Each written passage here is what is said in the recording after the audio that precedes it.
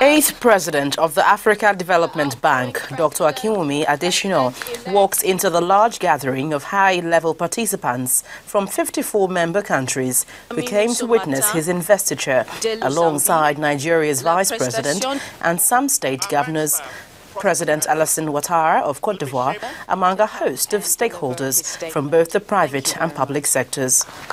The new president came up after his citation to take the oath of office. I, Akinwunmi Ayodeji Adesina, President of the African Development Bank, solemnly declare. The new AFDB president, formerly Nigeria's Minister of Agriculture, had made bold his stance on driving inclusive growth among African nations. The vice president of Nigeria urged the bank to redouble its efforts towards poverty reduction, encourage good governance, and increase efficiency of its programs. We must ask ourselves some tough questions. Do African economies require a different paradigm? How can trickle-down paradigms work when half our populations are extremely poor?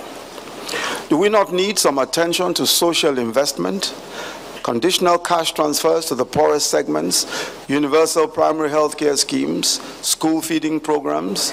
These can energize local economies and create important multipliers in the economy.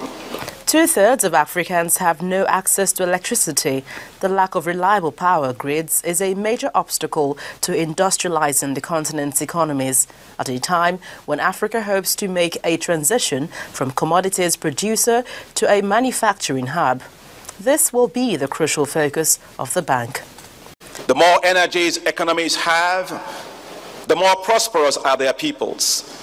We must do more to power Africa.